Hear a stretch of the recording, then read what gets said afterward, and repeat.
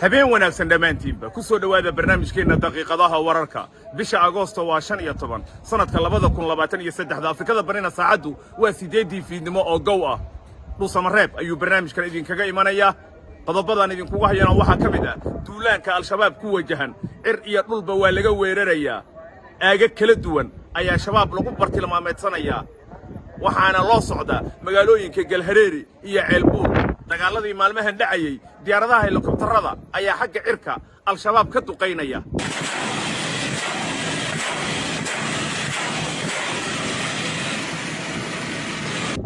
dagaalkan waxa si wada jira uga qayb qaadanaya militariga qaranka Soomaaliya daraawiishta Galmudug iyo dagaalamayaasha deegaanka dagaal kaliya ma ahan oo sidoo kale waxa jira ganacsato xoolahooda ugu deeqaya dagaalkan shabaab lagu la jiro waxaan u imid halkan u taaganahay inaan wareejiyo oolyo ah 10 fuusto oo u dhiganta 600 oo liitar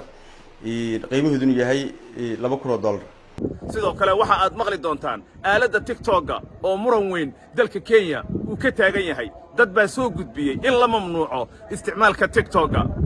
arrimaha musuqmaasuqa iyo dhageysiga dacwadaha la xiriira ayaa Muqdisho ka socda anigu waxaan kamid ahay odayaasha 135 oday oo soo xul xildhibaanada ay kamid ahay way jirtaa gobolku mushaar buu siin jiray lacagahan salaama baagna diyaar waxaan u ahay inaan xabad kugu cadeeyo madaxweyne ku-xigeenka Jubbaland magaalada Buurdhuba ayuu gaaray qodobadaas iyo kuwa kaleba waad ku daawan doontaan barnaamijka caawa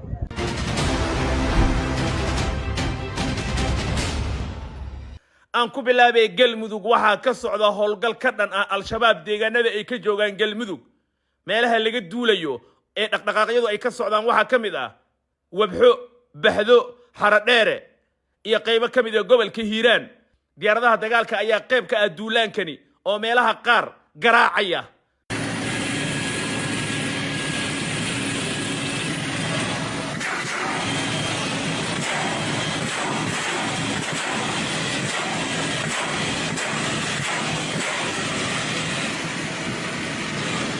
ciidankan isugu tagay shabaab ee weerarka ku ah waxay isugu jiraan militariga qaranka daraawiishta Galmudug iyo dagaalamayaasha deegaanka oo doonaya dhulkooda inay ka saaraan al-shabaab sida muuqata duulaankan Galmudug iyo dawladda federaalka ee wada waa kii ugu cuslaa oo intii muddo ah al-shabaab lagu qaado bartilmaameedku waa labada magaalo ee muhiimka ah Ceelbuur iyo Galhareeri oo shabaabku dhowr iyo 10 sanaba ay haysteen ganacsatada deegaanka ayaa qayb ka ah kaalmada iyo garab istaaga ciidankan al-shabaab ku duulaya la siinayo waa kan ganacsade magaalada Gurceel ku nool oo saanadan ugu deeqay ciidanka dawladda ee la dagaalamaya al-shabaab magacaygu waa Injineer Cabdullaahi Cabdiraxmaan Adowaay waxaan ahay milkiilaha shirkadda Daacad Karkeer waxaan u imid halkan u taaganahay inaan wareejiyo oolyo ah 10 fuusto oo u dhiganta 600 oo liitar qiimaheedu yahay $2,000 sidaas daraadeed oolyadan waa oolyo Germany quality-geedu sareeyo gaarigana halkii sanoba hal mar laga bedelaa waa ilaa 30,000 kilomitir marka waxaan arjiyay doonaa in ku filnaa doonto hada ciidanka macnaha baabuurta hal mar laga bedelo inuu halkii sanoba mar labaad baahan doon waliba waxaan ahay engineer waxaan doonayaa waliba inaan raaco ciidanka saan ugu sameeyo ugu yaraan gaadiidkaas uga qayb qaato marka waxaan diyaar u ahay deegaankayga xoreynta deegaankayga inaan maaragtay nafteedii maalkayga qayb uga noqdo maadaama annaka dalkeena aabyaasheen dalkan waxay ku soo xoreeyeen wacdigu hortageen falaar iyo qaanso iyagoo wata falaar iyagoo wata iyo gaashaan waxay wajaheen cadow dabaabada wata maanta inaan maaragtay dalkeenii aan ka cisho weyno ciyaal yara oo Afghanistan laga keenay oo doonayay inay dalkeenii maaragtay cadow u gacan galiyaan annagoo haysanay dabaabado waxaan gudanaynaa waajibkeena muwaadinimo qof walba oo ganacsada ama Soomaali ama muwaadin waxa ku waajiba dalkiisa inuu maaragtay naftiisa iyo maalkiisa u horo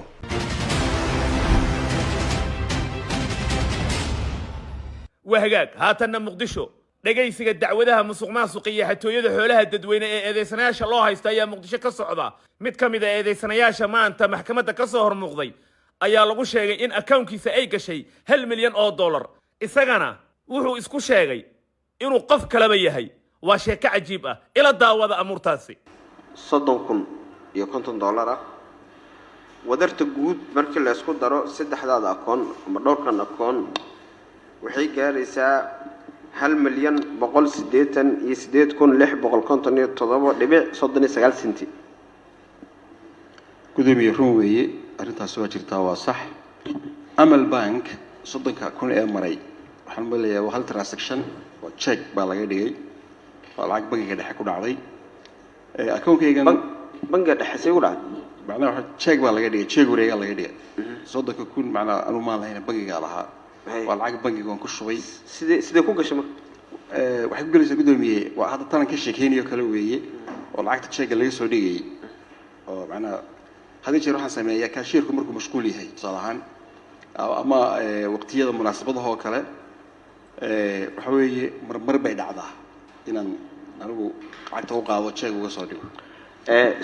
su'aal hore oo maxkamaddu ku weydiisay waxay ahaaday cid aan qasnaji ahaynin oo bangiga lacag dhigta ma jirtaa maya tiri haddana waxaad leedahay anaa dhiga gudoomiye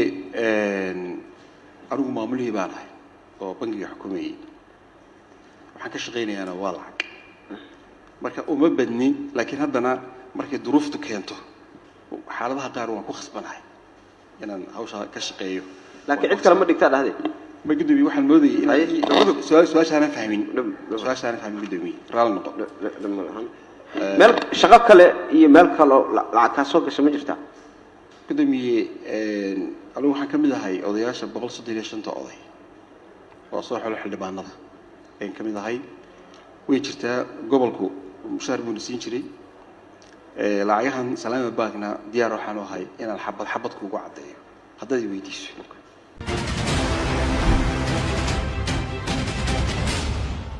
wahagaag gobolka Gedo isbuucii saddexaad waxaa jooga madaxweyne ku-xigeenka Jubbaland Maxamuud Sayid magaalada Buurdhuwa ayuu maanta gaaray sida muuqatana Gedo inteeda badan gacanta Jubbaland ayay ku soo noqotay oo hadda maamulka oo dhan waxa ay toos u hoos tagaan dowlad goboleedka Jubbaland waxaan u mahadcelinayaa reer Buurdhuwa shacabka iyo hoggaanka iyo maamulka isku duubnaa siday u fikirayeen oo qiimaha lahayd 40 sano iyo oo ugu jireen inay degmadan hesho xuquuqdeeda waa kuwada guulaysanay maanta intaana nool inta dhimatay oo gacanta ka geysatayna waa u mahadcelinaynaa Buurdhuwa taariikhdeeda waa fog tahay Jaraal Lumaal baa xusay Allahu naxariis maxaa shaad barnaamijkaas uu yimid kadib markii laga soo saaray xamar fila Soomaaliya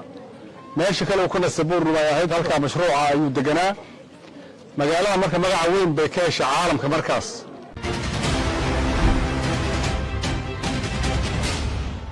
wahagaag aaladda TikTok oo hadda adduunka caan ka noqotay inta badanna dhalinyaradu ay isticmaalaan ayaa dalka Kenya su'aal iska weydiinaya in TikTok uu yahay aalad sax ah su'aalaha la isweydiinaya ayaa ka mid ah in TikTok anshax darro fara badan ay ku dhex jirto gaar ahaan sirta qofka uu leeyahay oo la sheegayo inuusan faafreeb jirin baarlamaanka Kenya ayaa arrinkani la horgeeyay lamana oga in la ansixin doono in TikTok laga mamnuuco dalkaasi iyo in kale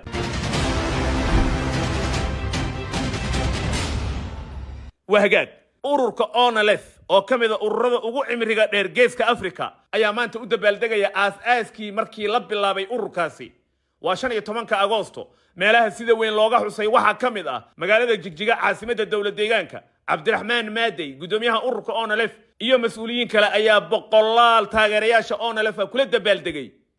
dhismo ku yaala magaalada Jigjiga sidoo kale caasimadda Nairobi ayay taageerayaasha ururka ONLF xalay isugu soo baxeen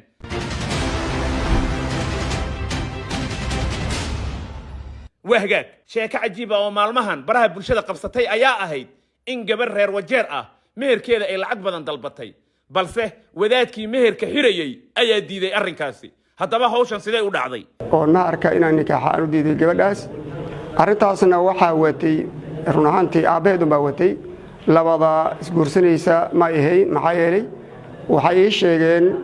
labada isguursanaysa ama wiilka gaar ahaan aad ii sheegay in 100,000 oo shilinka Kenya maharkooda inaad yahay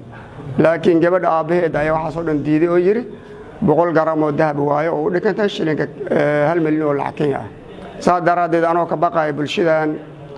hadda fasaad lagu jira oo guurkii ma aragtay maxaan ku raad iska culis yahay inaad ma aragtay fasaad anoo ka baqaa darteed arrintaas hor istaagaya ayaan diiday saadarada waxa nabiga kaleey salaatu wasalaam taas macnaheedu waxay noqonaysaa de gabadha maharkeeda qaali laga dhiga inuu ma aragtay wax isguursaday la waayo dhalinyarada ay guurlaan joogaan gabdhihii sidoo kale ay noqdaan fasaadka ka dhaca waxaa kaloo meesha ku jirta haddii gabadhii la 1 milyan aluunka waxa la dhahaa ninkana meesha waa ka tagaya gabadhaas ma guursan kara meesha marka waxa dhacay tafarruq taasna waxay noqonaysaa macnaheeda laba ruux israbtay waxay soo galaysaa fala tacduluhunna an yankihna azwajahunna idha taradu baynahum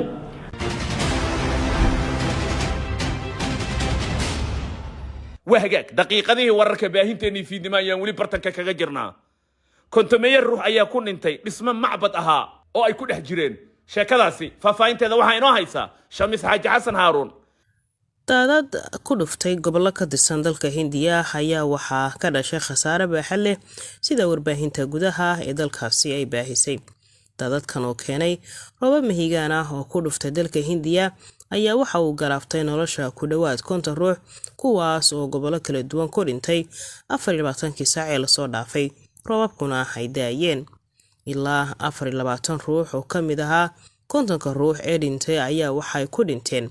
markii uu ku soo dumay macbad ay asraamta ku caabudayeen kadib markii roobabkii mahigaanka ahaa uu adkeysan waayay dhismihii uu ka koobnaa macbadku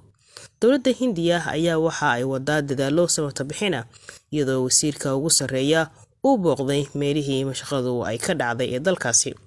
kooxaha gurmadka ayaa laga howlgeliyay durbaba iyaga oo dhismaha hoostiisa ka baadhaya dadka loo malaynayo inay weli dhismaha ku hoos jiraan 7 ruux ayaa la waayay kadib markii ay daadad xoogan la tageen sida saraakiisha ay warbaahinta u sheegeen xilli kasta ayaa ay saraakiishu tilmaameen inay ka baqdin qabaan in khasaaruhu intaa ka sii kordho dhanka kale dowladda ayaa badda ku soo rogtay isku socodka magaalooyin iyo gobollo qaar si saameynta ay u yaraato intii laga baaqsan karo muuqaalo baraha bulshada lagu faafiyay ayaa waxa ay muujinayaan wadooyin waaweyn oo biyaha daadadku ay dul burqanayaan sidoo kalena ay saameyn weyn ay u geysteen kaabayaal fara badan ee dalkaasi Hindiya maasani Shamis inaad jacayl u muujino oo u mahadcelino dadkina soo garab qabtay ee nacaawiye san horumar u gaarno waa ay fududahay adigoo isticmaalaya World Remit waxa si fudud iyo qiimo aad u jaban lacag ugu diri kartaa wadankii diritaanka iyo qaadashaduba waxay qaadanaysaa daqiiqado yar waxaana lacag diri kartaa adigoo isticmaalaya teleefankaaga way fududahay Soomaha ma tirtiro abaalkaaga ismaadiyo wanaagan haatanna ku soo dhawaada xubinteennii suugaanta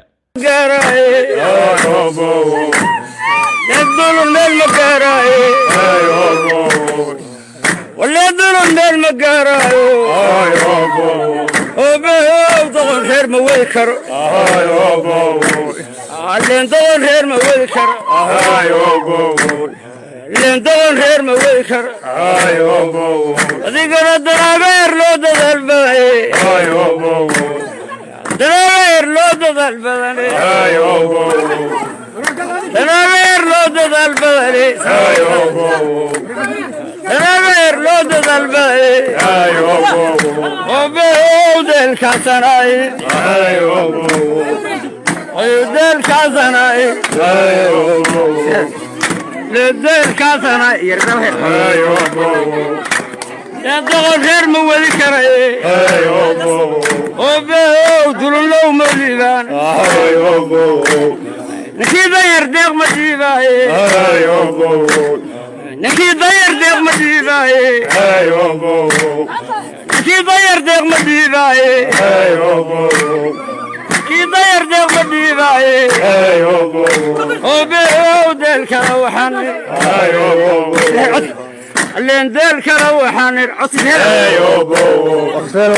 ديلك روحاني ديغوي صدحك مديداني